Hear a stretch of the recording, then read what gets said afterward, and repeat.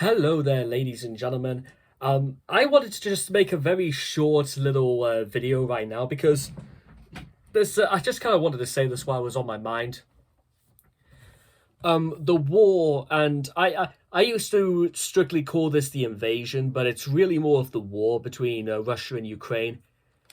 While this is all going on and stuff like this, and I know a lot of people are praying for peace, for for Ukraine to come out victorious, and that's kind of like the only thing I kind of want to like criticize this attitude of Ukraine wanting to win for a second. And before you say anything, hear my piece out, right? I don't want Russia to necessarily win. In fact, no, I don't want them to win.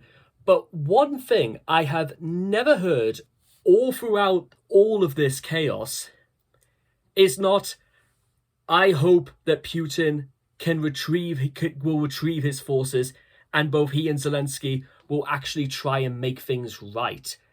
I am not joking. From priests to the people I go to work with, from the news to people who talk about it on Newsnight, on Question Time, and stuff like that, I have never once heard anybody say, "We pray that both sides will come in a peaceful union."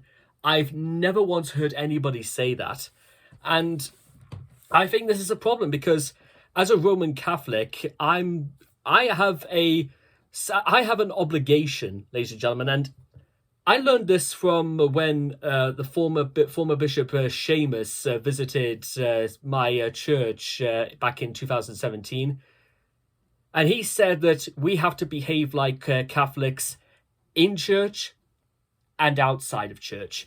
And those words have stuck with me ever since because the reason why they stuck out to me because of what happened immediately after mass. Now, Father, His Grace Seamus was renowned for speaking at length on a lot of topics, and I was fascinated. I was amazed, not because he was speaking, not because he was in a position of higher authority, but because the things he said made sense in a way I could have understood them.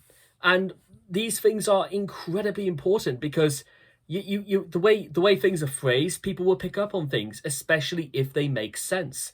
And for me, as a Roman Catholic, what makes sense is peace. What makes sense is people. And again, I'm paraphrasing a show from the late '80s, but I'll just say it again because I never once got tired of using this phrase. We should be learning how to work together, not fight each other. In fact, even when I was going through the process in Google in monetizing my channels, they said they would immediately, flag anything that is pro-Russian. And apparently, I think the idea of even praying that, for peace between the two nations, or that they could even work together, is that off the table as well? I'm only asking this because, you know what, I don't think the people of Russia are particularly very happy with what's going on. To be honest, if I was told that I was allowed to protest in Russia, back in like March in Russia, or even currently now in China, where I think it was President Ping, was saying that he would stop at nothing to stop these protests and stuff like that. Are Google going to take a stand on this as well, saying that we can't be? And you see the problem I'm pointing out here. How can they say you can't be you can't be pro Russian, but we can be pro China because of the certain problems that are going on in the world right now? Well, let me tell you what, ladies and gentlemen, there are many problems going in the world right now. I mean, again, it could be famines in China, it could be revolutions in Mexico, it could be earthquakes, natural disasters in Japan. It could be all happening at this moment, and somebody will come along saying that we cannot feel sorry and we cannot pray for our enemies. We cannot pray that peace and hope will prevail.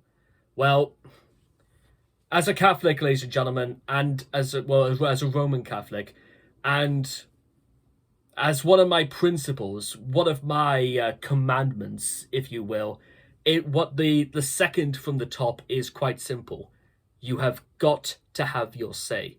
And at the risk of sounding incredibly unpopular, I pray for the leaders of Russia and for the leaders of Ukraine that they could stop this senseless massacre, and that they will come together in harmony for both nations so that the rest of the world can work together. Life is short, ladies and gentlemen, and who are we to start saying who we can start making lives a lot shorter? Plus, ladies and gentlemen, just what on earth does any side hope to accomplish in all this? I pray for the people of Ukraine for what they've had to suffer. I pray for the people of Russia in having to watch their country literally be systematically cut off from the rest of the world because of the actions of their leader. And I pray that we can all get along, ladies and gentlemen, in the spirit of Christian harmony. Take care, ladies and gentlemen. Take care.